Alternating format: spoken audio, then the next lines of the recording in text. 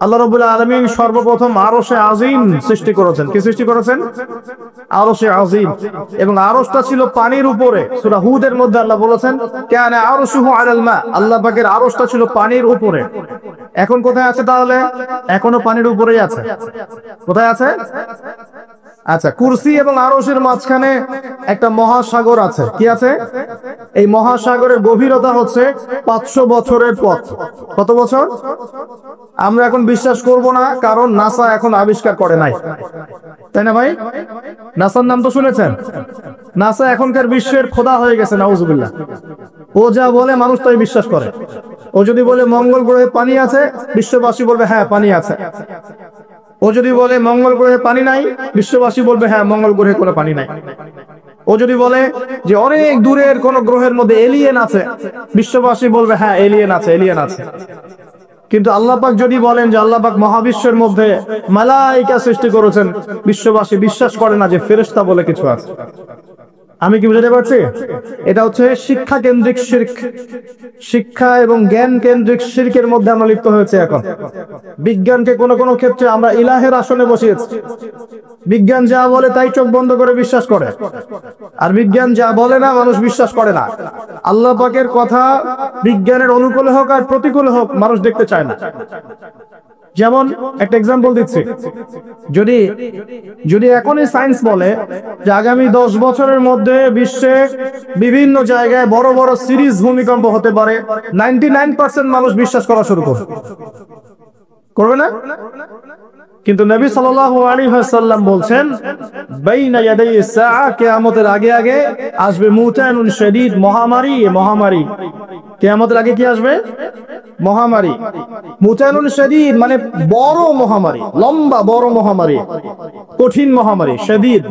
ওয়া বা'দাহু, এবং মহামারীর পরে আসবে সানাওয়াতুজ জালাজিল, ভূমিকম্পের বছরগুলো।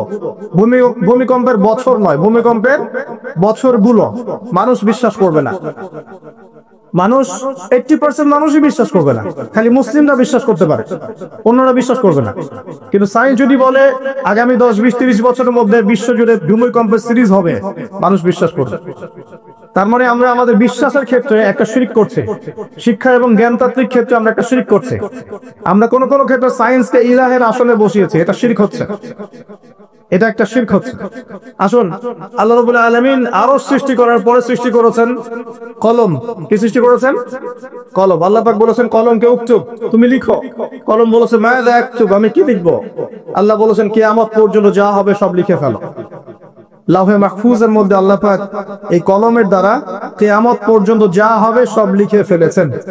তো প্রিয় যুবক ভাই, চাকরি নিয়ে এত হতাশায় পড়ার কোনো কারণ নাই।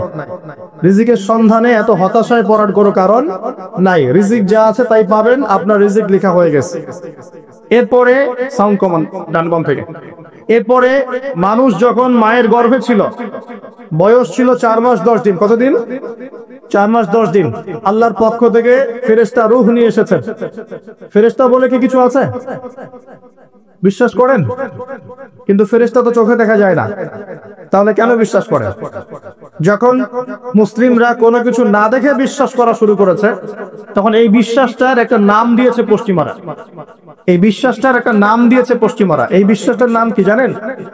এই বিশ্বাসটার নাম তারা দিয়েছে ধর্মান্ধতা। কি দিয়েছে? শব্দটা শোনেন নাই? ক্লাসিক্যাল সেকুলার পত্রিকাগুলোর মধ্যে দেখেন না ধর্মান্ধতা শব্দটা? মানে কি? এর মানে কি? মানে আপনি ফেরেশতা তো দেখেন না, বিশ্বাস করেন কেন? তার মানে আপনি অন্ধ, তার মানে আপনি ধর্মান্ধ। বুঝতে পারছেন? এখন আমাকে বলেন যে এই ফেরেশতায় যদি কেউ বিশ্বাস না করে, সে কি মুমিন হতে পারবে? সে কি মুসলিম হতে পারবে? ঈমানের যে 6টা পিলার, আল্লাহয় বিশ্বাস, ফেরেশতা মণ্ডলীতে বিশ্বাস, আসমানি কিতাবে বিশ্বাস, নবী রাসূলগণে বিশ্বাস, পরকালের জীবনে বিশ্বাস, আর ভাগ্যে বিশ্বাস, এই 6টার কোনোটাই কি দেখা যায়, ছোঁয়া যায়, উপলব্ধি করা যায়? কঠিন তরল বায়বীয় পরীক্ষা করা যায়, বা ল্যাবরেটরিতে গবেষণা করে পরীক্ষা করা যায়? তো যেহেতু আমরা এগুলো না দেখেই বিশ্বাস করি, এই কারণে পশ্চিমারা আমাদেরকে বলে তারা ধর্মান্ধ। এখন উত্তর কি হবে আপনার? উত্তর হচ্ছে এই, আল্লাহ পাক আমাকে যে জ্ঞান দিয়েছেন, আল্লাহ পাক আমাকে যে লিমিটেড জ্ঞান দিয়েছেন, এই জ্ঞান দিয়ে আমি আগামীকাল কি হবে সেটা বলতে পারি না। বলতে পারি যে মানুষের জ্ঞান এতই ক্ষুদ্র যে আগামীকাল তার সাথে কি হবে সে বলতে পারে না, সেই মানুষের পক্ষে কি এই অদৃশ্য জগৎ সম্পর্কে এত গভীর জ্ঞান লাভ করা সম্ভব? মানুষের জ্ঞান কি অসীম না আল্লাহ পাকের জ্ঞান অসীম?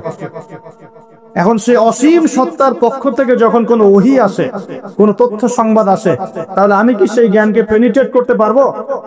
বরং আমার উচিত হবে সেই তথ্যকে বিশ্বাস করা এবং তার সামনে আত্মসমর্পণ করা। তাহলে আমি ধর্মান্ধ হয়ে সবচেয়ে স্মার্ট মানুষ হয়েছে। যারা আল্লাহ পাকের ওহীতে বিশ্বাস করে সে হচ্ছে সবচেয়ে স্মার্ট মানুষ। কারণ আল্লাহ পাকের ওহীর সব জ্ঞান তো আমি ভেদ করে যেতে পারবো না, কারণ আমি তো আগামীকাল কি হবে তাই জানি না। আগামীকাল কি হবে তাই যে জানে না, সে কিভাবে পরকালের জীবনকে ব্যাখ্যা করবে? কিয়ামতের মাঠে কে কোথায় দাঁড়াবে, কার হাসর কোথায় হবে, কে জান্নাতে যাবে কে জাহান্নামে যাবে, আমি কি বলতে পারবো?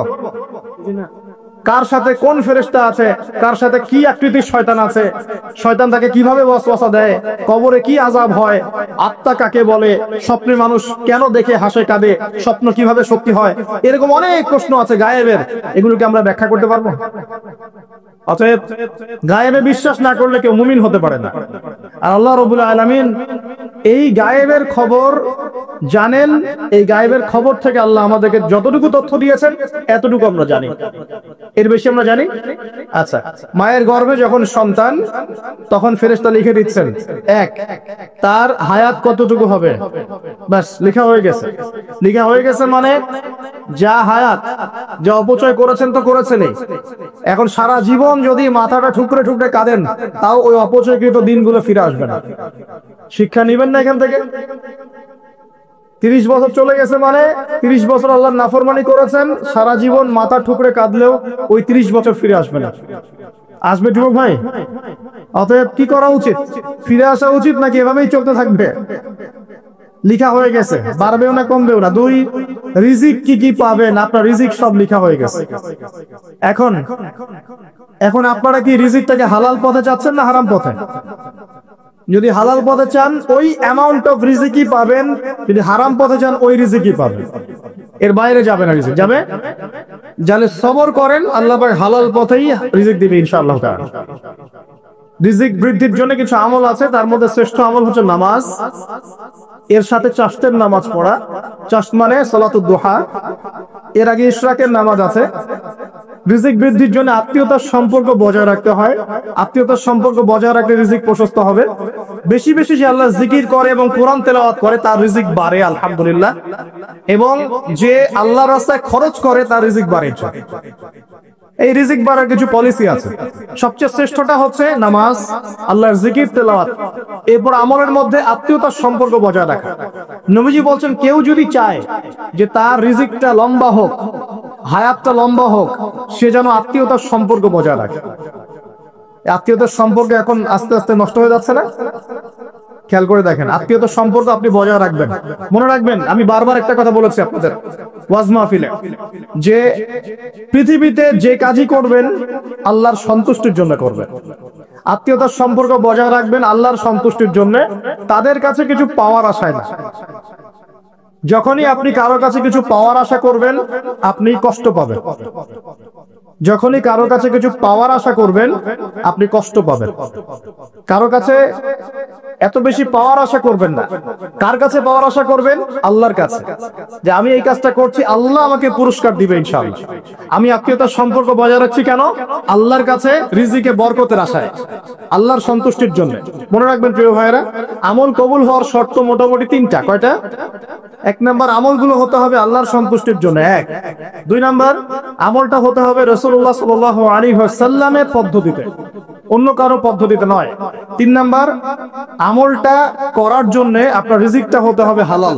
হারাম রিজিকের আমল আল্লাহর কাছে কবুল হয় না। আল্লাহ পাক আমাদের সবাইকে হালাল রিজিকের ব্যবস্থা করে দিন এবং রিজিকটাকে প্রশস্ত করুন, আমিন। তো রিজিক লেখা হয়ে গেছে। দুই। তিন নাম্বার, লেখা হয়ে গেছে এ ব্যক্তি কি কি কাজ করবে দুনিয়ায়, এই ব্যক্তি দুনিয়ায় কি কি কাজ করবে সব লেখা হয়ে গেছে। এখন যদি একটা চোর বলে যে আল্লাহ পাক আমার তাকদিরে লিখেছিলেন যে আমি চুরি করব, তাই আমি চুরি করেছি। এখন যদি একজন ধর্ষক বলে আল্লাহ আমার তাকদিরে লিখেছিল যে আমি ধর্ষণ করব, তাই ধর্ষণ করেছি। এখন যদি যারা এই জনগণের কিছু সম্পদ আত্মসাৎ করে খেয়ে ফেলছে তারা যদি বলে আল্লাহ তাকদিরে লিখছিলেন জন্যই দুর্নীতি করেছি, তাহলে কথাটা কি হবে? গ্রহণযোগ্য হবে? এখন যদি দলিল দেয় তাকদিরে তো লেখা ছিল। এই আকীদাটার নাম হচ্ছে জাবারিয়া আকীদা। কি আকীদা? জাবারিয়া। এমন একজন ব্যক্তি উমর রাদিয়াল্লাহু আনহুর দরবারে এসেছিল, চোর চুরি করেছে, ধরা পড়েছে। উমর রাদিয়াল্লাহু আনহু বলেছেন হাত কেটে ফেলো। তখন সে বলছে যে আমার হাত তো কাটা যাবে না। কেন? আল্লাহ পাক তাকদিরে লিখেছেন আমি চুরি করব, তাই চুরি করেছি। উমর রাদিয়াল্লাহু আনহুর সামনে এই কথাটা বলেছে। আর উমর রাদিয়াল্লাহু আনহু কি বিচক্ষণ মানুষ ছিলেন না বোকাশোকা ছিলেন? বলেন, তার মতো শাসক পাওয়া যাবে? তার মতো আরো একজন শাসক আসবে ইনশাআল্লাহ পৃথিবীতে। তার নাম কি? নবী ঈসা আলাইহিস সালাম ইনশাআল্লাহ তাআলা। এবং তার আগে আরো একজন ইমাম আসবেন। তার নাম কি? তার নাম হচ্ছে মুহাম্মদ। কি নাম? তার নাম মুহাম্মদ, তার উপাধি হচ্ছে মাহদী। কখন আসবেন? যখন পৃথিবীতে যুদ্ধ বিগ্রহ ছড়িয়ে পড়বে, ব্যাপক আকারে মালহামা চলবে, তখন আসবেন। কাদের পক্ষে আসবেন? মুসলিমদের পক্ষে। কি উদ্দেশ্যে আসবেন? সারা বিশ্বে জুলুম তুলে ফেলার জন্য। এবং আরেকটা কি উদ্দেশ্য? ওই জেরুজালেম উদ্ধার করার জন্য। কোন জেরুজালেম? যেটা এখন ইহুদিরা দখল করে আছে। চারপাশে আরবরা, মাঝখানে ও কেমন করে দখল করে আছে? আরবদেরকে হাতের মুঠোয় নিয়ে নিয়েছে। এই কারণে মুনাফিকদের উপর টিকে আছে সে, এবং তার পশ্চিমা মিত্রদের উপর টিকে আছে। ঈসা আলাইহিস সালাম কেন আসবেন? এই জায়গাটা পুনরুদ্ধার করার জন্য। ঈসা আলাইহিস সালাম কি পরাজিত হবেন না বিজয়ী হবেন? কত বছর বিশ্ব শাসন করবেন? 40 বছর। এগুলো হবে বিশ্বে, এগুলো হওয়া এখনো বাকি আছে। আরো কি হবে? মুসলিমরা কনস্টান্টিনোপল আবার জয় করবে। এই কনস্টান্টিনোপলের মধ্যে ফিতনা দেখা দিবে অচিরেই, মুসলিমরা ওটা আবার দখল করবে ইনশাআল্লাহ তাআলা। আরো কি হবে? বললাম ভূমিকম্পের বছরগুলো আসবে সামনে, এবং মুতায়নুন শাদীদ, মহামারীও আসবে। আরো কি? বড় বড় 3টা ভূমিকম্প বাকি আছে এখনো। আগে বলেছি লেকচারে, একটা পৃথিবীর পূর্বে, একটা পশ্চিমে, একটা মাঝখানে। এগুলো এখনো বাকি আছে। বিশ্বে অনেক কিছু হওয়া এখনো বাকি আছে। এখন যা দেখছি এগুলোই সব না, এগুলো চলে যাবে। সময় কি হবে? চলে যাবে। আরো নতুন সময় আসবে ইনশাআল্লাহ তাআলা। আমাদের দায়িত্ব কি? আমাদের দায়িত্ব পরিস্থিতি বুঝে দিন ধরে রাখা, আমল করা, এবং মানুষকে দিনের দিকে আহ্বান করা। আমরা যদি দায়িত্ব পালন না করি তাহলে কি হবে? আল্লাহ পাক আমাদেরকে সরিয়ে দিয়ে নতুন কওম নিয়ে আসবে। আল্লাহ পাক সূরা মুহাম্মাদে বলেছেন ওয়া ইন তাতাওয়াল্লাউ, তোমরা যদি মুখ ফিরিয়ে নাও, ইয়াস্তাবদিল কওমান গায়রাকুম, আল্লাহ পাক নতুন কওমকে তোমাদের জায়গায় স্থলাভিষিক্ত করবেন। সুম্মা লা ইয়াকুনু আমসালাকুম, তারা তোমাদের মতো হবে না, মানে আমাদের মতো অপদার্থ হবে না। উম্মার বিজয়ের শর্ত কি? আল্লাহ সূরা মুহাম্মাদই বলেছেন ইন তানসুরুল্লাহা ইয়ানসুরুকুম, তোমরা আল্লাহর দ্বীনকে সাহায্য করো তবেই আল্লাহ তোমাদেরকে সাহায্য করবে। ওয়া ইউসাব্বিত আকদামাকুম, তোমাদের পা আল্লাহ দৃঢ় করে রাখবেন। আমরা আল্লাহকে সাহায্য না করলে আল্লাহ পাক আমাদেরকে সাহায্য করবেন না। সিম্পল। আল্লাহ পাক সূরা রা'দের মধ্যে বলেন ইন্নাল্লাহা লা ইউগাইয়িরু মা বিকওমিন হাত্তা ইউগাইয়িরু মা বিআনফুসিহিম, আল্লাহ পাক কোন কওমের অবস্থা ততক্ষণ পরিবর্তন করেন না যতক্ষণ না সেই কওম তার নিজের অবস্থার পরিবর্তনের চেষ্টা করে। তাহলে আমাদের পরিবর্তন কেন হচ্ছে না? কারণ আমরা নামাজ ছেড়ে দিয়েছি। 90% মুসলিমের দেশে কত পার্সেন্ট নামাজ পড়ে চিন্তা করে দেখবেন। আমরা কোরআন ছেড়ে দিয়েছি। 90% মুসলিমের দেশে কত পার্সেন্ট বিশুদ্ধ করে কোরআন তেলাওয়াত করতে পারে একটু খোঁজ নিয়ে দেখবেন। কোরআন শুমারি করে দেখেন, নামাজ শুমারি করে দেখেন, তাহলে বুঝতে পারবেন। আর যারা কোরআন পড়তে জানে তাদের মধ্যে কত পার্সেন্ট কোরআনের অর্থটা বোঝে, এটা আরো বড় বিষয়। তারপরে আবার কারা মেনে চলে, এটা আরো বড় বিষয়। আর আমরা কতজন মানুষ দ্বীন ইসলামকে সামগ্রিক দিন হিসেবে মানি, এটাও একটা বড় বিষয়। আমরা মানি ঠিকই, আংশিক আংশিক। যেমন ইবাদত বন্দেগীর জীবনে মুসলমান, অর্থনৈতিক জীবনে গিয়ে আবার সুদখোর, এমন না বিষয়টা? এমন হয় না বিষয়টা? ইবাদত বন্দেগীর জীবনে আমি পাক্কা মুসলিম, কপালে সেজদার দাগ আছে মাশাআল্লাহ, দাড়ি টুপিও আছে মাশাআল্লাহ, কিন্তু ব্যবসায় গিয়ে মাপে কম দিচ্ছি না, ব্যবসায় গিয়ে আমি হারাম ভেজাল দিচ্ছি কিনা, এরকম হচ্ছে কিনা? হচ্ছে। কিন্তু সে কিন্তু মুসলিম এবং নামাজও পড়ে। তো আমাদের সমস্যা ভাই এখানেই। এখন এই সমস্যাটা সলভ করলে ইনশাআল্লাহ সব সমস্যা সলভ হয়ে যাবে ইনশাআল্লাহ। সমস্যাটা কি, আমরা ইসলামটাকে আংশিক ভাবে মানি, পরিপূর্ণ জীবনে ইসলাম বাস্তবায়ন করতে পারছি না। আমি আপনি হয়তো কেউই পারছি না। ফখর করলে বলার নাই যে আমি খুব পারছি, আসলে আমিও পারছি না। কারণ এই যুগে এটা পারাটা খুব ডিফিকাল্ট। এই যুগে পারাটা কি খুবই কঠিন, কিন্তু এটাই তো এই যুগের চ্যালেঞ্জ। নবীজি বলেছেন তোমাদের সামনে এমন যুগ আসছে যে যুগে ঈমান ধরে রাখাটা হাতের মধ্যে আগুন ধরে রাখার মতো হবে। তবে সুসংবাদ ওই যুগে তাদের জন্য যারা আমার সুন্নতকে আবার জীবিত করতে পারবে, যে আমার মৃত সুন্নতকে জীবিত করবে, আল্লাহ পাক তাকে 50 জন শহীদ সাহাবীর সমান নেকি আল্লাহ পাক ভালোবাসেন কিনা? তাহলে এই পুরো মহাবিশ্ব সৃষ্টি করে আল্লাহ পাক কি মহাবিশ্বের মধ্যে ভালোবাসা ছড়িয়ে দেন নাই? আল্লাহ রাব্বুল আলামিন 6 দিনে মহাবিশ্ব সৃষ্টি করে মহাবিশ্বের সব জায়গায় যার যার কাজ তাকে বুঝিয়ে দিলেন। কোন গ্রহ কি কাজ করবে, কোন সৌরজগৎ কেমন করে চলবে, দুনিয়া কিভাবে ঘুরবে, সূর্য কিভাবে উঠবে, চাঁদ কিভাবে আসবে, কোন মাখলুক কি কাজ করবে, ফেরেশতাদের কাজ কি হবে, ইত্যাদি ইত্যাদি আল্লাহ পাক সমস্ত কাজ বুঝিয়ে দিলেন। সূরা আলিফ লাম মিম সিজদা, হামিম সিজদার মধ্যে আছে প্রজেক্ট। আল্লাহ পাক পুরো মহাবিশ্বের দায়িত্ব বন্টন করে দিলেন। এবার আল্লাহ রাব্বুল আলামিন কি করলেন শোনেন। আল্লাহ রাব্বুল আলামিন বলছেন, এই পুরো মাখলুক কায়নাত সৃষ্টি করার পর আল্লাহ পাক তার রহমতকে 100 ভাগে ভাগ করলেন। কত ভাগে? আল্লাহ পাকের দয়া, রহমত, ভালোবাসাকে 100 ভাগে ভাগ করলেন। ভাগ করে এক ভাগ, মাত্র এক ভাগ আল্লাহ পাক পুরো মহাবিশ্বে ছড়িয়ে দিলেন। বলেন সুবহানাল্লাহ। বাকি 99 ভাগ রহমত আল্লাহ পাক তার কাছে রাখলেন। এই এক ভাগ ভালোবাসার কারণেই, এই এক ভাগ ভালোবাসার কারণেই এই যে সন্তান কান্না করলে মায়ের বুক ফেটে যায়, সন্তান অসুস্থ হলে বাবার বুক ফেটে যায়, যেই বাবা সহজে চোখের পানি কাউকে দেখায় না, সেই বাবা জায়নামাজে দাঁড়িয়ে চোখের পানি ছাড়তে থাকে। এই এক ভাগ রহমতের কারণে আমরা দেখি যে রাস্তার কুকুর পর্যন্ত তার বাচ্চাকে চাটে, আদর করে, মহব্বত করে। এই এক ভাগ রহমতের কারণে আমরা আমাদের স্ত্রীদেরকে মহব্বত করি, স্ত্রীকে সুখে রাখার জন্য জীবনটা পর্যন্ত বিলিয়ে দেয়, সকাল থেকে রাত পর্যন্ত। কোন কোন ক্ষেত্রে হারাম পথে যেটাও দ্বিধা করি না, স্ত্রী সন্তান সুখে থাক এই আশায়, তাই না ভাই? এই এক ভাগ রহমতের কারণে, এই এক ভাগ রহমতের কারণে গাভী দেখবেন, গাভী তার বাচ্চাকে প্রসবের পর চাটে, গাটা চেটে পরিষ্কার করে দেয়। এক ভাগ রহমতে পুরো কায়নাত টিকে আছে। আর নবী সাল্লাল্লাহু আলাইহি ওয়াসাল্লাম বলেন, বাকি 99% রহমত আল্লাহ পাক তার কাছে রেখেছেন। এই রহমত এবং ভালোবাসা দিয়ে আল্লাহ পাক কিয়ামতের মাঠে মানুষকে maaf করবে ইনশাআল্লাহ। তার মানে বলে আল্লাহু আকবার, তার মানে আমরা আশা করতে পারি ইনশাআল্লাহ তাআলা আমরা আল্লাহর জান্নাত পাবো ইনশাআল্লাহ। পাবো কিনা? শুধু একটা কাজ যদি উম্মত করতে পারে জান্নাত পাবে। বলে দেব কোনটা? অনেক কাজই আছে, কিন্তু স্পেশাল একটা কাজ, একটা। আল্লাহ রাব্বুল আলামিন মেরাজের রাতে তার নবীকে উঠিয়ে নিয়েছিলেন, উঠিয়ে নিয়ে কাছে নিয়ে আসছেন, একদম কাছে, আর যে আরশের কাছাকাছি। নবী সাল্লাল্লাহু আলাইহি ওয়াসাল্লাম বলছেন, ওই সময় তার উপর 3টা স্পেশাল ওহী করা হয়েছে। কয়টা?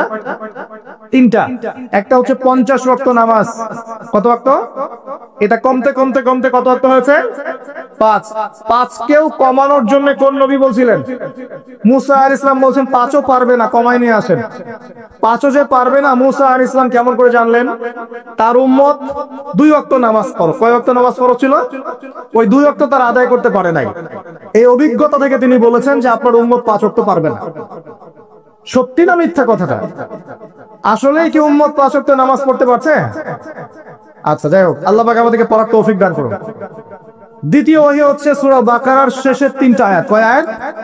সূরা বাকারার শেষের 3 আয়াত ওহী করেছেন কে? আল্লাহ রাব্বুল আলামিন। কোন ব্যক্তি যদি রাতের বেলা সূরা বাকারার শেষের 3টা আয়াত পড়ে সারা রাত ইবাদত করেন, নাকি পাবে ইনশাআল্লাহ। আর 3 নাম্বারটা হচ্ছে স্পেশাল, সেটা হচ্ছে আল্লাহ পাক বলেছেন, হে মুহাম্মদ সাল্লাল্লাহু আলাইহি ওয়াসাল্লাম, বলেন সাল্লাল্লাহু আলাইহি ওয়াসাল্লাম, তোমার উম্মতের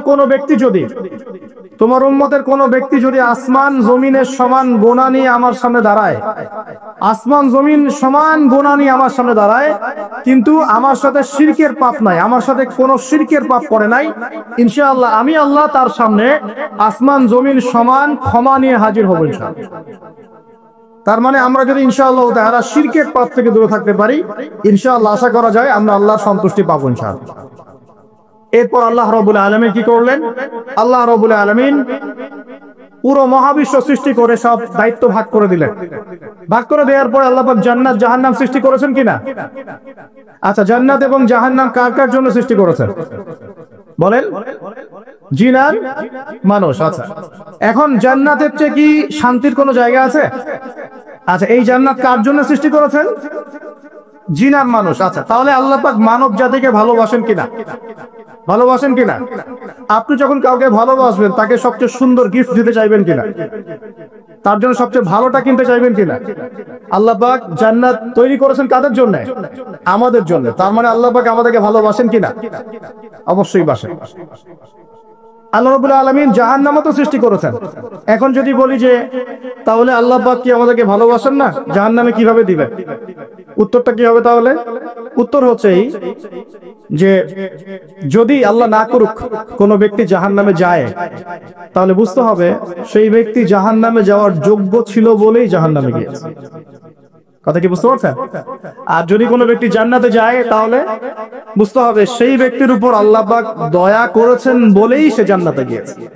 মানুষ তার আমল দিয়ে জান্নাতে যেতে পারবে না। মানুষ তার আমল দিয়ে জান্নাতে যেতে পারবে না, আল্লাহর দয়া অনুগ্রহ দিয়ে জান্নাতে যাবে ইনশাআল্লাহ তাআলা। আল্লাহ পাক আমাদের সবাইকে সেই দয়া অর্জন করার তৌফিক দান করুন। সামনে রহমত পাওয়ার একটা সুবর্ণ সুযোগ আসছে, সেটা হলো রমজান মাস। কি মাস? রমজান মাস। আমরা দোয়া করি আল্লাহ পাক আমাদের সবাইকে সুস্থতার সাথে রমজানের সবগুলো রোজা রাখার তৌফিক দান করুন। নবীজি বলেছেন এই মাসে যে ইবাদত করে তার গুনাহ মাফ করতে পারলো না, তার জন্য ধ্বংস। বলেন আউযুবিল্লাহ। আমরা তো রমজান আসার আগে দুনিয়াবি প্ল্যান করছি, রমজানে কিভাবে ব্যবসায় উন্নতি করব, রমজানে কিভাবে বেশি লাভ করব। হ্যাঁ, তো রমজান মাস হচ্ছে ইবাদতের মৌসুম। আল্লাহ পাক আমাদের সবাইকে রমজান মাসে 5 ওয়াক্ত নামাজ পড়ার তৌফিক দান করুন, কোরআন তেলাওয়াত করার তৌফিক দান করুন, কোরআন বুঝে পড়ার তৌফিক দান করুন, তারাবির নামাজ জামাতে পড়ার তৌফিক দান করুন, এবং বেশি বেশি মানুষকে ইফতার করানোর তৌফিক দান করুন। যাদের যাকাত ফরজ হয়েছে, যাকাত দিচ্ছেন না, আল্লাহর ওয়াস্তে রমজান মাসে যাকাত দিয়ে দিবেন ইনশাআল্লাহ। আর আমি কিন্তু আগেই বলেছি রমজান মাসে ভাই দ্রব্য মূল্যের দাম কিন্তু খুব চড়া ওঠানামা করবে। অতএব যাদের সামর্থ্য কম তাদের ঘরে ইফতার পৌঁছে দেওয়ার দায়িত্ব কার? যে আমাদের। যাদের সামর্থ্য আছে তারা, যারা সামর্থ্যবান নয় তাদের ঘরে ঘরে মাসের বাজার পৌঁছে দিবেন ইনশাআল্লাহ। আল্লাহ পাক তৌফিক এনায়েত করুন, বলি আমিন। এবার দেখেন আল্লাহ পাক সৃষ্টি করলেন আদম আলাইহিস সালামকে। তাকে এর আগে আল্লাহ পাক জিন জাতি সৃষ্টি করেছেন, আমি ওইদিকে যাচ্ছি না, আমি মানুষের কথা বলছি। আদম আলাইহিস সালামকে আল্লাহ পাক কেমন করে সৃষ্টি করেছেন? আল্লাহ পাক সূরা সাদের মধ্যে বলেছেন যে খলাকতু বিয়াদাই, খলাকতু বিয়াদাই, আমি আদমকে আমার হাত দিয়ে সৃষ্টি করেছি। কি দিয়ে? হাত দিয়ে। এটা কি ভালোবাসার বহিঃপ্রকাশ নয়? আল্লাহ পাক কি আমাদেরকে ভালোবাসেন না? ভালোবাসেন। আচ্ছা, এই দুনিয়াতে যত কিছু আছে, এই দুনিয়ার আকাশ বাতাস নদী নালা পানি অক্সিজেন সবকিছু কার জন্য সৃষ্টি করা হয়েছে? গরু ছাগলদের জন্য, মানুষের জন্য। মূল দায়িত্ব কার? মূল অধিকার কার? মানুষের নয় কি? তাহলে এই পুরো বিষয়গুলো কি আল্লাহ পাকের ভালোবাসার বহিঃপ্রকাশ নয়? হ্যাঁ। আচ্ছা, এবার আসেন আল্লাহ পাক আদম আলাইহিস সালামকে সৃষ্টি করে সমস্ত নাম শিক্ষা দিয়েছেন। এই যে নাম শিখানো মানে জ্ঞান শিখানো, এই জ্ঞান শিখানোটাকে আল্লাহর দয়া ভালোবাসা নিদর্শন নয়? একটু ধরা দিচ্ছি আপনাদেরকে। এবার সামনে আসেন, আল্লাহ পাক ফেরেশতাদের সামনে তাকে উপস্থাপন করলেন, করে বললেন সব ফেরেশতা তোমরা যারা আছো সিজদা করো আদমকে। এই যে আমাদের পিতাকে সম্মানিত করা হচ্ছে, এটা কি ভালোবাসার বহিঃপ্রকাশ নয়? এবার আমাদের পিতাকে সম্মানিত করা হলো, ইবলিস সিজদা করলো না, সে কিয়াস করলো, বাতিল কিয়াস যুক্তি দিল আমি তার চেয়ে শ্রেষ্ঠ ইত্যাদি। আল্লাহ পাক ইবলিসকে অভিশপ্ত করলেন, আমাদের পিতা তাকে জান্নাতে রাখলেন। এই যে জান্নাতে রাখলেন, এটা কি আল্লাহ পাকের ভালোবাসা নয়? এবার আল্লাহ পাক আদম আলাইহিস সালামের পাঁজর থেকে সৃষ্টি করলেন তার স্ত্রী হাওয়া আলাইহিস সালামকে। ওই যে শুরুতে বলেছি স্রষ্টা একা থাকতে পারলেও সৃষ্টি কি পারবে? এই জন্য আদম আলাইহিস সালামের পাঁজর থেকে তার স্ত্রীকে সৃষ্টি করা হয়েছে, উভয়ের মাঝখানে ভালোবাসা দিয়ে দেওয়া হয়েছে। বলেন সুবহানাল্লাহ। এই জিনা ভালোবাসার নিদর্শন নয়, বিয়ে শাদী হচ্ছে ভালোবাসার নিদর্শন। আল্লাহ পাক বলেছেন সূরা রুমের মধ্যে, ওয়াজআলা বাইনাহুমা মাওয়াজ্জাতা ওয়া রাহমা, আমি আল্লাহ স্বামী স্ত্রীর মধ্যে ভালোবাসা এবং হৃদ্যতা সৃষ্টি করে দিয়েছি। বলেন সুবহানাল্লাহ। তার মানে এই হারাম সম্পর্ক যেটা দেখছেন, এটা হলো একটা জেনার পথ। আর যখন আমরা হালাল ভাবে বিয়ে শাদী করবেন, আপনারা করবেন, তখন দেখবেন আল্লাহ পাকের পক্ষ থেকে ভালোবাসা সৃষ্টি হয়ে যাবে ইনশাআল্লাহ। অতএব ওয়াদা করতে পারি তো আল্লাহর কাছে যে নিজের চরিত্রকে পবিত্র রাখবো ইনশাআল্লাহ, হারাম কোনো সম্পর্কে যাব না ইনশাআল্লাহ, কোন সহি প্রেমেও যাব না ইনশাআল্লাহ। এটা সহি প্রেম আবার কি জিনিস? দিনী ভাই দিনী বোনের মধ্যে এখন প্রেম চলে, এগুলো হয় না মাঝে মাঝে, এগুলোও বন্ধ, এগুলো বন্ধ করতে হবে। হালাল উপার্জনের সোর্স হয়ে গেলেই, হালাল উপার্জনের সোর্স হয়ে গেলেই দিনদার মেয়ে দেখে বিয়ে করে ফেলবেন ইনশাআল্লাহ তাআলা। অন্য কোনো পথে যাবেন না, কোনো হারাম পথে যাবেন না, ওয়াদা করেন ইনশাআল্লাহ। রাজি আছেন তো ইনশাআল্লাহ? আল্লাহ কবুল করুন, আমিন। আর বিয়ের সময় অবশ্যই দিনদারিতা দেখবেন, অন্য কিছু না, অন্য কিছু পরে, দিনদারিতা আগে। দিনদারিতা আছে, নামাজ পড়ে, পর্দা করে, মাশাআল্লাহ সব দিক ঠিক আছে, তারপরে দেখবেন আপনি অন্য কিছু, তার আগে না। কথা ঠিক আছে? একই ভাবে মেয়েদের ক্ষেত্রেও, যে আগে দেখবেন না ছেলে কত বড় চাকরি করে, ছেলের কত বড় বাড়ি আছে, গাড়ি আছে, এটা পরে। আগে দেখবেন ছেলে নামাজি কিনা, সুন্নত আছে কিনা, ইসলামের জন্য তার সফট কর্নার আছে কিনা, ইসলাম প্র্যাকটিস করে কিনা, এগুলো আগে দেখবেন। এগুলো না দেখলে কিভাবে জানেন? বিয়ের 1 বছর 2 বছর পরেই বুঝতে পারবেন দুনিয়াটা জাহান্নাম হয়ে গেছে। নাউজুবিল্লাহ। দুনিয়াতে তখন জাহান্নামের আযাবের স্বাদ ভোগ করতে হবে। নাউজুবিল্লাহ। আল্লাহ পাক আমাদেরকে হেফাজত করুন, আমিন। তো এই যে আল্লাহ পাক আদম আলাইহিস সালামের পাঁজর থেকে সৃষ্টি করলেন কাকে, এবং ভালোবাসা দিয়ে দিলেন উভয়ের মাঝখানে, এটা কি আল্লাহ পাকের দয়া নয়? আল্লাহ পাক ভালোবাসেন না? এবার দেখেন, গাছের কাছে যেতে নিষেধ করলে, আমি কিন্তু শর্ট করে বলছি, গাছের কাছে যেতে নিষেধ করলে, তোমরা জান্নাতে থাকো, খাও, যা ইচ্ছা করো, কিন্তু ওয়ালা তাকরাবা হাযিহি শাজারা, এই গাছের কাছেও যাবে না। একটা পরীক্ষা, জাস্ট একটা পরীক্ষা। এখানে কিন্তু বলা হচ্ছে গাছের কাছেও যাবে না, বলা হচ্ছে না যে গাছের ফল খাবে না। ঠিক যেমন আল্লাহ বলেছেন তোমরা জেনার কাছেও যাবে না, আল্লাহ পাক কিন্তু বলেন নাই জেনা করবে না, আল্লাহ পাক বলেছেন তোমরা জেনার কাছেও যাবে না। তো এখান থেকে আমরা এই হুকুমটার কঠোরতা বুঝতে পারি। তো প্রিয় ভাইরা, এখানে আমাদের পিতামাতা শয়তানের প্রলোভনে পড়ে গেলেন। কেন পড়লেন? শয়তান ওয়াসওয়াসা দিল যে আমি কি তোমাদেরকে এমন গাছের কথা বলে দিব যে গাছের কাছে গেলে বা যার ফল খেলে তোমরা চিরস্থায়ী জীবন পাবে এবং তোমরা ফেরেশতা হয়ে যাবে, এরকম কথা বলল, এবং তোমরা কোনোদিন মরবে না। হাল আদুল্লুকা আলা শাজারাতিল খুলদি ওয়া মুলকিন লা ইয়াবলা, এই দুটো ওয়াসওয়াসা, চিরস্থায়িত্বের ওয়াসওয়াসা এবং অমরত্বের ওয়াসওয়াসা দিয়ে আমাদের পিতামাতাকে নিয়ে গেল। এখন আমাদের পিতামাতা কি ফল খেয়েছিলেন কি খান নাই? আচ্ছা, এখন আল্লাহ পাকের দৃষ্টিতে অন্যায় হয়েছে কিনা? এরপরে আমাদের পিতামাতা কি করলেন? বললেন রব্বানা যালামনা আনফুসানা ওয়া ইল্লাম তাগফির লানা ওয়া তারহামনা লানাকুনান্না মিনাল খাসিরিন। এই যে দোয়াটা তারা করলেন, এই দোয়াটা করার পরে আল্লাহ পাক কি তাদেরকে মাফ করে দিয়েছেন কি দেন নাই? বলেন, কথা বলেন। আল্লাহ পাক মাফ করে দিয়েছেন কি দেন নাই? এই যে অন্যায় করার পরেও আল্লাহ যে ক্ষমা করে দেন, মানে গুনাহ করার পরেও যে আদম সন্তানকে আল্লাহ পাক মাফ করে দেন, এটা কি আল্লাহ পাকের রহমত, দয়া কি নয়? আচ্ছা, এটা আল্লাহ পাকের নিদর্শন ছিল ভালোবাসা।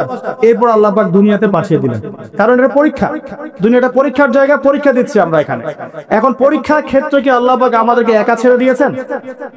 আল্লাহ পাক কি আমাদেরকে একা ছেড়ে দিয়েছেন? না, আল্লাহ পাক দুনিয়াতে পাঠিয়ে আমাদেরকে গাইডলাইন দিয়েছেন কিনা, কিভাবে চলতে হবে, কি করা যাবে কি করা যাবে না, কিভাবে চলবো কিভাবে চলবো না। আল্লাহ পাক কি ওহী নাজিল করেছেন কিনা? এই ওহী নাজিল করাটা কি আল্লাহ পাকের রহমত কিনা, আল্লাহ পাকের দয়া কিনা, ভালোবাসা কিনা? আল্লাহ পাক কি একা ছেড়ে দিয়েছেন না নবী রাসূল পাঠিয়েছেন? এই যে নবী রাসূলদেরকে পাঠিয়েছেন, এই নবী রাসূলগণ কি আল্লাহর পক্ষ থেকে রহমত কিনা? বলেন। না হলে আমরা কি করতাম? দুনিয়াতে কেমন করে চলতাম, কিভাবে পথ খুঁজে পাইতাম, কেমন করে ইবাদত করতাম, আমরা কি জানতে পারতাম? আল্লাহ পাক রহম করে, ভালোবেসে, দয়া করে নবী রাসূল পাঠিয়েছেন, আসমানি কিতাব পাঠিয়েছেন, বলেন সুবহানাল্লাহ। এখন এই নবীদের সিলসিলায় আল্লাহ পাক যে সর্বশেষ নবী মুহাম্মদ সাল্লাল্লাহু আলাইহি ওয়াসাল্লামকে পাঠিয়েছেন, এইটা দয়া কিনা? এটা আল্লাহ পাকের দয়া নয়? আল্লাহ পাকের রহমত নয়? আল্লাহ পাক কি বলেন নাই যে তিনি হচ্ছেন রাহমাতুল লিল আলামিন, তিনি পুরো বিশ্ব জগতের রহমত নয় কি? আচ্ছা, এখন আমাদেরকে যে আল্লাহ পাক নবী মুহাম্মদ সাল্লাল্লাহু আলাইহি ওয়াসাল্লামের উম্মত বানালেন, এটা কি আরো বড় রহমত কিনা? বলেন তো। জান্নাতে যাবে 120 কাতার মানুষ। কত কাতার? 120 কাতার মানুষ ইন টোটাল জান্নাতে যাবে। তার মধ্যে উম্মতে মুহাম্মাদের কত কাতার জানেন? 80 কাতার। কত কাতার?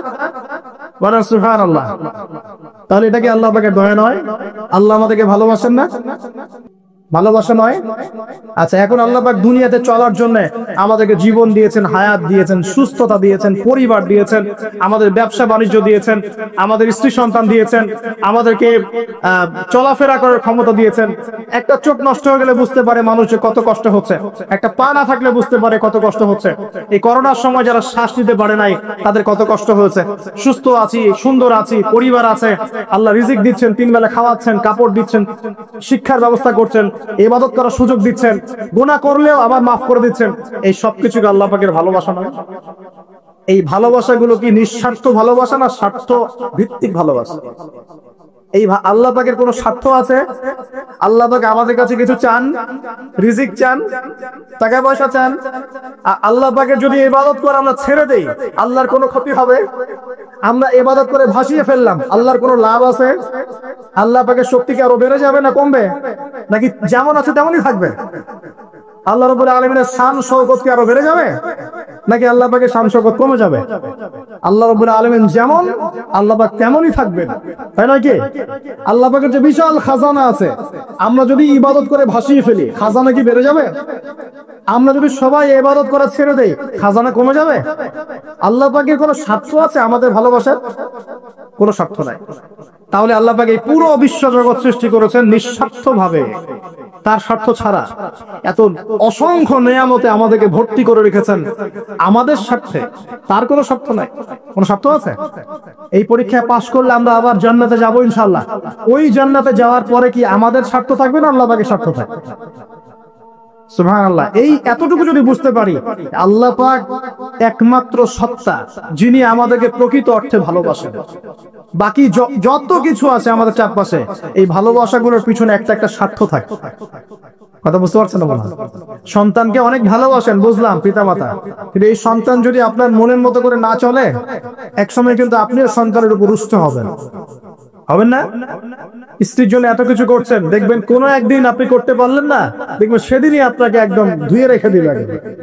এমন হয় কি না?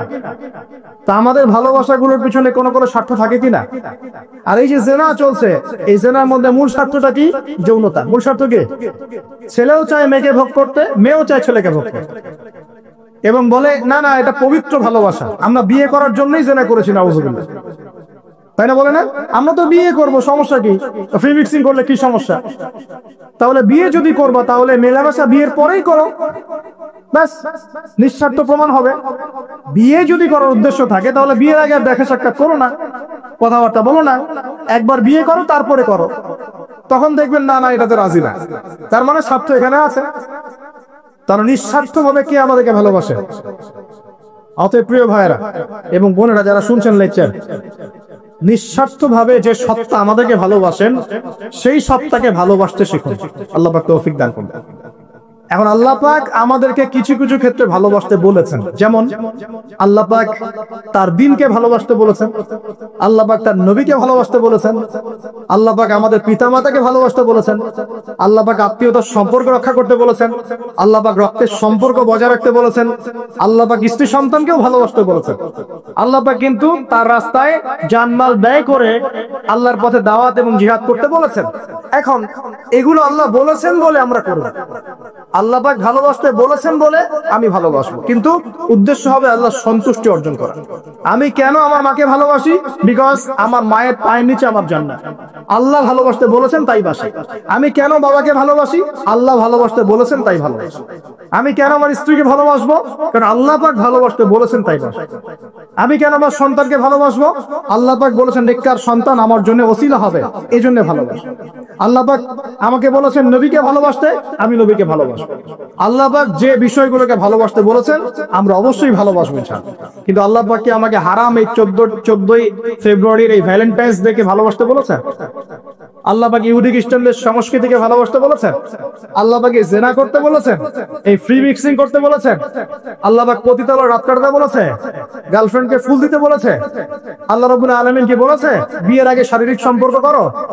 আল্লাহ পাক বলেছে যে আজকে সকালে সম্পর্ক করো, কালকে ব্রেকআপ, তারপর আরেকটা মেয়ের সাথে, তারপর আরেকটা ছেলের সাথে? আল্লাহ পাক ফোনে ফোনে এসব প্রেম করতে বলেছে? আল্লাহ পাক এগুলো হারাম করেছেন, বাস আমি করব না, সিম্পল। নিজের প্রবৃত্তি অনেক কিছু চাইবে, নিজের প্রবৃত্তিকে আল্লাহর সামনে আত্মসমর্পণ করার নাম হচ্ছে ইসলাম।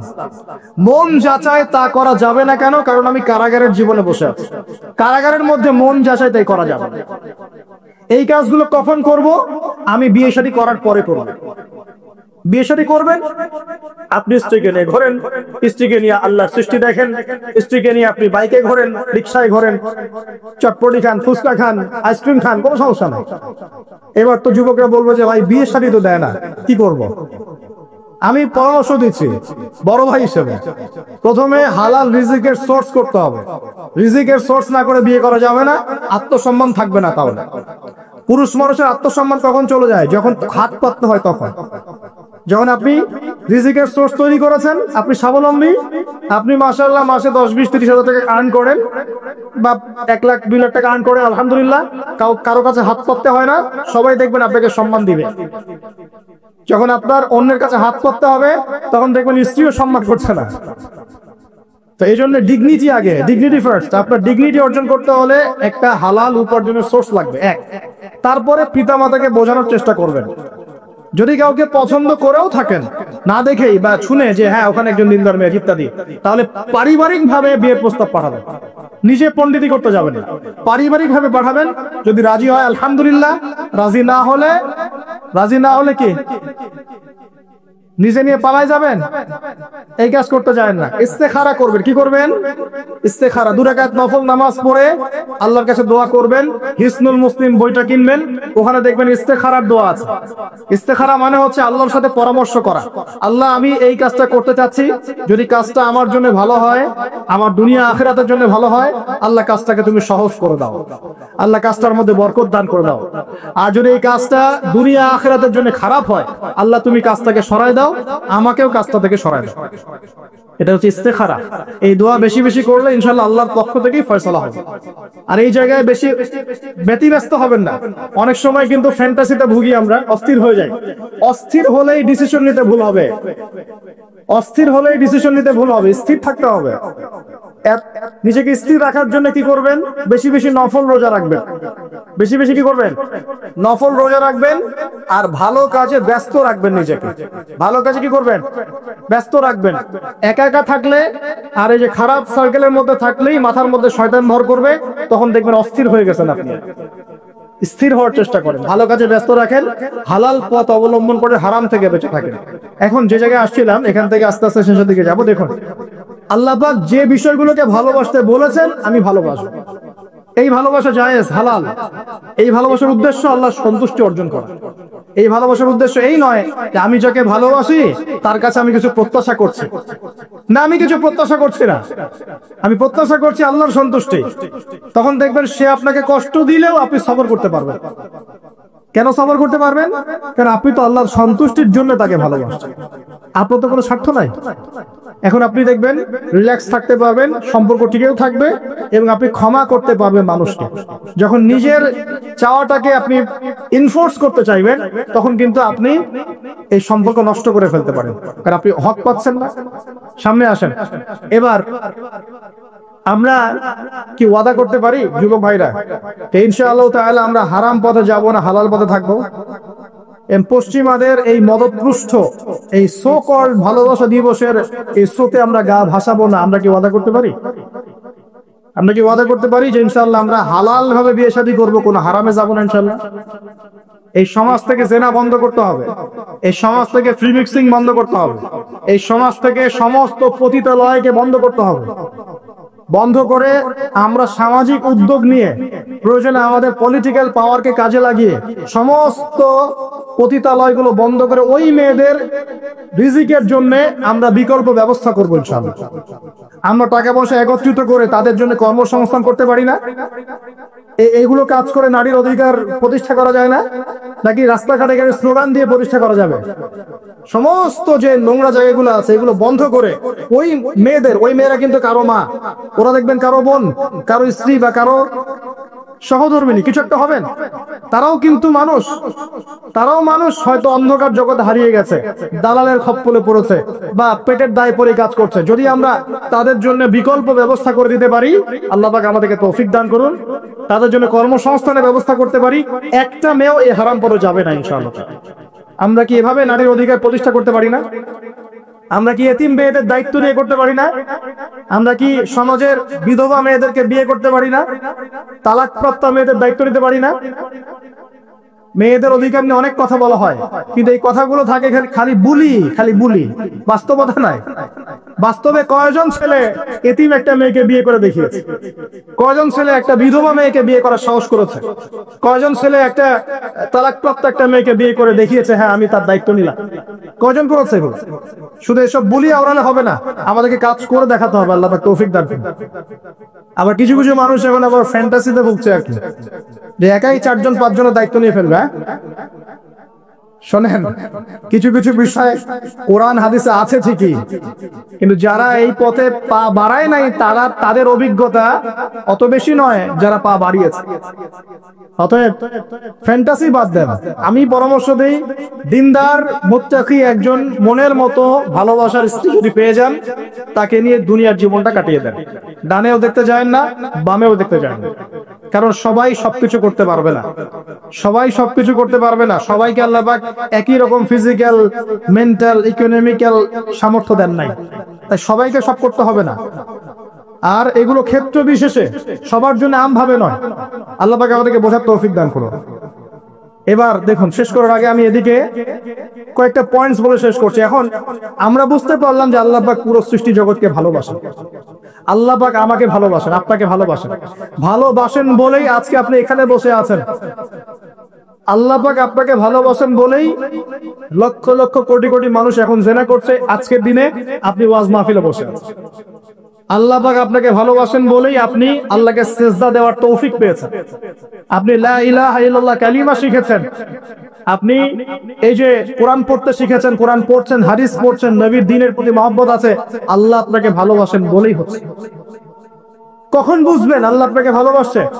যখন আল্লাহ পাকের অনুমোদিত কাজগুলো আপনার ভালো লাগবে। নামাজ পড়তে ভালো লাগছে, রোজা রাখতে ভালো লাগছে, কোরআন তেলাওয়াত করতে ভালো লাগছে, আল্লাহর জিকির করতে ভালো লাগছে, আলেম ওলামার সাথে থাকতে ভালো লাগছে, ঠিক আছে? আল্লাহর হালাল কাজগুলো যখন ভালো লাগবে বেশি বেশি, বুঝবেন আল্লাহ আপনাকে নির্ঘাত মহব্বত করেন। আর যখন আল্লাহ পাকের নিষেধগুলো, হারাম, মদ আবার ভালো লাগে না, জিনা ভালো লাগে না, আমার খারাপ জিনিস দেখতে ভালো লাগে না, খারাপ শুনতে ভালো লাগে না, বুঝবেন আল্লাহ আপনাকে ভালোবাসেন। আর যখন দেখবেন খারাপের পিছনে আপনার ঝোঁক বেশি, দুর্নীতি করতে ভালো লাগে, সুদ খাইতে ভালো লাগে, ঘুষ খাইতে ভালো লাগে, কাউকে ঠকাইলে মনে হয় আমি স্মার্ট হয়ে গেলাম, হ্যাঁ, মানুষের টাকা আত্মসাৎ করতে ভালো লাগে, নামাজ না পড়ে ঘুম দিতে ভালো লাগে, ঠিক আছে, রমজান মাসে বিড়ি টানতে ভালো লাগে, ঠিক আছে, মেয়ের সাথে যে টাঙ্কি মারতে ভালো লাগে, তখন বুঝবেন যে আল্লাহ আপনাকে এখনো ভালোবাসেন, বা আপনি আল্লাহর ভালোবাসা পাওয়ার যোগ্যতা হারিয়ে ফেলেছেন। আল্লাহ পাক আমাদেরকে বোঝার তৌফিক দান করুন। এখন আসি, আল্লাহ পাক এবং তার রাসূল আমাদেরকে এমন কি কি কাজ বলেছেন যেই কাজগুলো করলে আমরা সরাসরি আল্লাহর ভালোবাসা পাবো ইনশাআল্লাহ। জানার দরকার আছে কি নাই? আমি অল্প কয়েকটা কাজ বলে শেষ করছি। এক নাম্বার, আল্লাহ এবং তার রাসূল আমাদেরকে জানিয়েছেন আমরা যদি তাওহীদের উপর থাকতে পারি, একত্ববাদ, লা ইলাহা ইল্লাল্লাহ, আল্লাহর ভালোবাসা পাবো ইনশাআল্লাহ। যে ব্যক্তি শিরকের পাপে লিপ্ত আছে সে আল্লাহর ভালোবাসা পাবে না যতক্ষণ না সে তওবা করে ফিরে আসে। অতএব আল্লাহর ভালোবাসা পাওয়ার জন্য এক নম্বর কাজ কি ভাই? আল্লাহর তাওহীদের কালিমা লা ইলাহা ইল্লাল্লাহ এর উপর থাকা, শিরক বাদ দেওয়া। শিরক সম্পর্কে জানার জন্য একটা বই পড়েন, কিতাবুত তাওহীদ। কি নাম বললাম? কিতাবুত তাওহীদ। একটাই পড়েন, দেখবেন ইনশাআল্লাহ শিরক কাকে বলে, কত প্রকার, কি কি, কোন কোন কাজ করলে শিরক হয়, সব জানতে পারবেন ইনশাআল্লাহ। এই বইটা একটু কঠিন, এই বইটার ব্যাখ্যা বের হয়েছে, ব্যাখ্যা যুক্ত বই কিনবেন এবং যেগুলো বুঝবেন না ওলামায়ে কেরামকে জিজ্ঞাসা করবেন, কারণ সবগুলো কিন্তু বুঝতে পারবেন। এক নাম্বার। দুই, নবী সাল্লাল্লাহু আলাইহি ওয়াসাল্লামের অনুসরণ করলে আল্লাহ আমাদেরকে ভালোবাসবেন। দলিল, আল্লাহ পাক সূরা আলী ইমরানের মধ্যে বলছেন 31 নম্বর আয়াতে আল্লাহ বলছেন, কুল, হে নবী আপনি বলে দিন, ইন কুনতুম তুহিব্বুনাল্লাহ, তোমরা যদি, হে আদম সন্তান, হে উম্মতে মুহাম্মাদি, তোমরা যদি আল্লাহর ভালোবাসা পেতে চাও, ফাত্তাবিউনি, তোমরা আমাকে অনুসরণ করো। কাকে? আমাকে বলতে কাকে? রাসূলুল্লাহ সাল্লাল্লাহু আলাইহি ওয়াসাল্লামকে। তাহলে কি হবে? ইউহিব্বুকুমুল্লাহ, আল্লাহ পাকও তোমাদেরকে ভালোবাসবেন, বলি সুবহানাল্লাহ। আল্লাহ আমাকে ভালোবাসবেন ইনশাআল্লাহ। আর কি, ইয়াগফির লাকুম যুনুবাকুম, আল্লাহ পাক তোমাদের সমস্ত গুনাহ মাফ করে দিবেন। আল্লাহু গফুরুর রহিম, আল্লাহ পাক পরম করুণাময়, অসীম দয়ালু। তার মানে আল্লাহকে পাওয়ার, আল্লাহর ভালোবাসা পাওয়ার 2 নাম্বার কি মাধ্যম? নবী সাল্লাল্লাহু আলাইহি ওয়াসাল্লামের সুন্নাত অনুযায়ী জীবন গড়া। ভাই শুরু করব কোত্থেকে? শুরু করবেন চেহারা থেকে। কোত্থেকে? চেহারায় দাড়ি ছেড়ে দিব ইনশাআল্লাহ, রাজি আছি তো? গোফ ছোট করে ফেলবো ইনশাআল্লাহ, রাজি আছি তো ইনশাআল্লাহ? চেহারায় সেজদার দাগ থাকবে ইনশাআল্লাহ, তার মানে নামাজি হতে হবে, ঠিক আছে? পোশাক পরিচ্ছদ হবে রাসূলুল্লাহ সাল্লাল্লাহু আলাইহি ওয়াসাল্লামের মতো, ঝিলে ঢালা মুত্তাকিদের পোশাক। চুল হবে কার মতো? মেসি নেইমারের মতো, নাকি রাসূলুল্লাহ সাল্লাল্লাহু আলাইহি ওয়াসাল্লামের মতো? এখনকার ছেলে পেলে মাঝখানে চুল রাখে, ডান দিক বাম দিক ছিলে ফেলে। সময় এই আমলগুলো করতেন, তাই আমি করব। আমার নবী এইভাবে ওযু করতেন, এইভাবে করব। আমার নবী এইভাবে ইস্তেনজা করতেন, পেশাব পায়খানা করতেন, ওইভাবে করব। এই যে এখনকার ইংলিশ টয়লেট, এই ইংলিশ টয়লেটে বসে নবীর মতো ইস্তেনজা করা যায় না। যাবে? ওলামায়ে কেরামকে জিজ্ঞাসা করেন, নবী সাল্লাল্লাহু আলাইহি ওয়াসাল্লাম বাম পায়ে ভর দিয়ে ইস্তেনজা করতেন। কোন পায়ে? এখন বসেন ইংলিশের উপরে, বাম পায়ে কেমনে বসবেন? সম্ভব? ওই যে আমি বলি, এটা মজা করে বলি, কষ্ট থেকেও বলি, একদম বৈশ্বিক পলিটিক্যাল সিস্টেম থেকে শুরু করে বাথরুমের টয়লেট পর্যন্ত সবকিছুই চলছে পশ্চিম আদর্শে। সবকিছু, এভরিথিং এভরিথিং, একদম বাথরুমের কমোড পর্যন্ত। এখন তো কমোড উঠাই দিয়েছে, এখন সামনে একটা বালতি রেখে দেয় গামলার মতো, এখানেই পেশাব করতে হবে। দেখেন নাই মনে হয় আপনারা, দেখবেন অচিরে এগুলো আসতেছে সামনে, দাঁড়ায় দাঁড়ায় বসার কোনো সুযোগ নাই। আর সবগুলো মাপ সমান। আর কারো হাইট যদি 6 ফুট, কারো 5 ফুট হয়, তখন কি হবে? অ্যাডজাস্ট করতে হবে ধরে ধরে, তখন নাকি? যুবকরা বুঝতে পারছে, তখন কাউকে লম্বা হতে হবে, কাউকে খাটো হতে হবে, মাপ তো সমান। আর সবার মাপ যদি সমান না হয়, এখন কি হবে? আল্লাহ পাক বোঝার তৌফিক দান। এগুলো শয়তানি না বলেন? শয়তানি না বলেন? বসে ইস্তেনজা করতে হয় না? বসে ইস্তেনজা না, এই পেশাবের ছিটা ফোটার কারণে কবরে আযাব হয় না? আপনারা হাদিসে জানেন না, নবীজি একটা কবরের পাশ দিয়ে যাচ্ছেন, তিনি থেমে গেলেন, থেমে গিয়ে বলছেন, এই কবর দুটোতে আযাব হচ্ছে। কি হচ্ছে? কবরের আযাব। তিনি জানলেন কেমন করে? আল্লাহ পাক তাকে জানিয়েছেন, আল্লাহ পাক তাকে খবর দিয়েছেন, এই কবর দুটো কি হচ্ছে? আযাব। নবীজি বলছেন, এই কবর দুটোতে বড় কোনো পাপের কারণে আযাব হচ্ছে না। সাহাবীরা বলছেন, তাহলে কি কারণ হচ্ছে ইয়া রাসূলুল্লাহ? তিনি বলছেন, একজন পেশাব পায়খানা করে, পেশাব করে, স্পেশালি পেশাব করে এই ছিটা ফোটা থেকে সে সতর্ক থাকতো না। পেশাব করে, ওই যে বলেন আমাদের ছেলেরা, প্যান্ট খারাপ ভাই, নামাজে যেতে পারবো না। নামাজে ডাকলে বলে, ভাই প্যান্ট নষ্ট। তোমরা ভালো করে হাদিস শোনো, এই ব্যক্তি বড় কোনো পাপ করে নাই, সে পেশাব করার পরে পবিত্র হতো না, মানে এর ছিটা ফোটা থেকে সাবধান থাকতো না, এই কারণে কবরে আযাব দেয়া হচ্ছে, বলেন নাউযুবিল্লাহ। অন্য হাদিসে নবীজি বলেন, বেশিরভাগ কবরের শাস্তি পেশাবের ছিটা ফোটার কারণে হয়ে থাকে। আস্তাগফিরুল্লাহ, বলেন নাউযুবিল্লাহ। এই টয়লেট গুলোর মধ্যে পেশাবের ছিটা ফোটা লাগে না? নাপাকি লাগে না? এগুলো শয়তানি না বলেন? আরেকটা হচ্ছে, আরেকটা কবর, সেই কবরে তিনি বলছেন, এই কবরে আযাব দেয়া হচ্ছে, এই ব্যক্তি চগলখুরি করতো। কি করতো? চগলখুরি, মানে একজনের কথা আরেকজনকে লাগাইতো, আরেকজনের কথা আরেকজনকে লাগাইতো।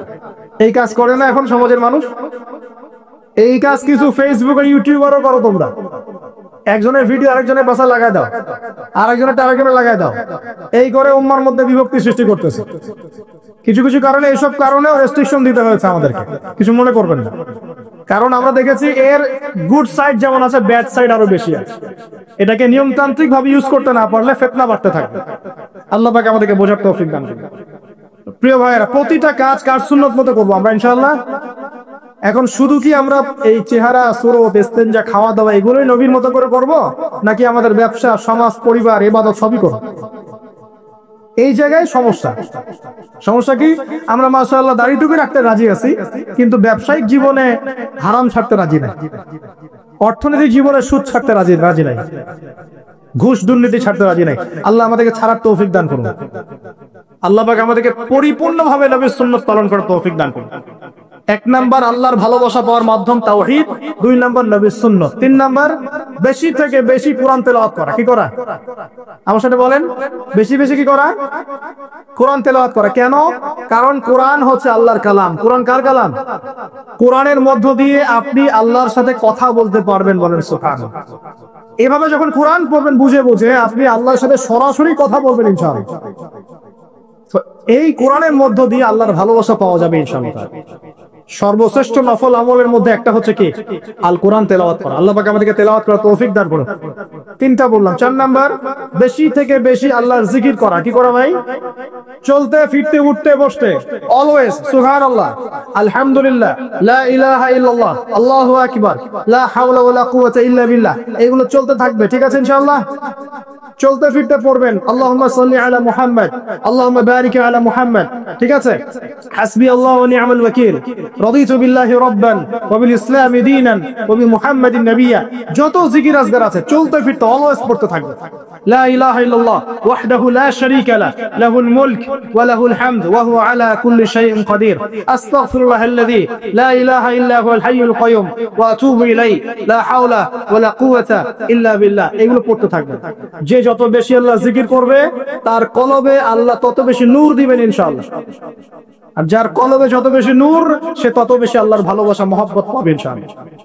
কয়টা বলছি ভাই? 4টা। 1 নাম্বার কি ছিল? তাওহীদ। 2 নাম্বার নবীর সুন্নাত। 3 নাম্বার বলেন কোরআন তেলাওয়াত করা। 4 নাম্বার বেশি বেশি আল্লাহর জিকির করা। 5 নাম্বার স্পেশালি 5 নাম্বার বেশি বেশি আল্লাহর কাছে তওবা করা। কি করা? যে আল্লাহর কাছে তওবা করে আল্লাহ তাকে মহব্বত করেন। আলহামদুলিল্লাহ, যে আল্লাহর কাছে তওবা করে আল্লাহ তাকে মহব্বত করেন। আমাদের নবীজি প্রত্যেক দিন 70 থেকে 100 বার আল্লাহর কাছে তওবা করতেন। বলে সুবহানাল্লাহ। পারা যাবে তো ইনশাআল্লাহ? 6 নাম্বারটা হচ্ছে বেশি বেশি নামাজ আদায় করা। কি করা? আল্লাহকে পাওয়ার জন্য শ্রেষ্ঠ মাধ্যম হচ্ছে সিজদা করা। কি করা? আর সিজদা করা হয় সবচেয়ে শ্রেষ্ঠ হবে নামাজের মধ্য দিয়ে। কিসের মধ্য দিয়ে? ওয়াদা করতে পারি তো ইনশাআল্লাহ 5 ওয়াক্ত নামাজ পড়বো রেগুলার। কোন রকম যদি বাধ্যবাধকতা না থাকে, ওজন না থাকে, তাহলে মসজিদে গিয়ে পড়বো ইনশাআল্লাহ। পারবো তো ইনশাআল্লাহ? রমজান মাসে নামাজ শক্ত করে ধরবো ইনশাআল্লাহ। ঈদের পর ছেড়ে দিব ইনশাআল্লাহ। ঈদের পর ছেড়ে দিব কি? ঈদের পরেও ধরে রাখতে হবে ইনশাআল্লাহ তাআলা। আমাদের সমাজে মাশাআল্লাহ রমজান মাসে সবাই পাক্কা মুসল্লি হয়ে যায়, তাই না? কারণ শিকল দিয়ে বাধা থাকে শয়তান, শয়তানও মুক্ত হয়। ঈদের দিন ঢাকঢোল ধুমধারাক্কা গান বাজা শুরু হয়, তাই না? আল্লাহর ওয়াস্তে রমজানের শিক্ষাগুলো ধরে রাখবো ইনশাআল্লাহ তাআলা। আমরা সবাই 5 ওয়াক্ত নামাজ আদায় করবো ইনশাআল্লাহ রমজান মাসে। আর দৈনিক কমপক্ষে 12 রাকাত নফল নামাজ পড়বেন। সুন্নত বা নফল 12 রাকাত কমপক্ষে। কি রকম 12 রাকাত? ফজরের নামাজের আগে 2, জোহরের আগে 4, পরে 2, ঠিক আছে? 6 আর 2 8 হলো। মাগরিবের পরে 2, এশার পরে 2। এই 12 রাকাত নামাজ যে দিনের বেলা পড়ে, মানে একদিনে 24 ঘন্টায় পড়ে, আল্লাহ পাক তার জন্য জান্নাতে একটা করে ঘর নির্মাণ করেন। হাদিস জানতেন? দৈনিক 12 রাকাত সুন্নত বা নফল পড়লে আল্লাহর কাছে একটা করে জান্নাতে ঘর পাওয়া যাবে।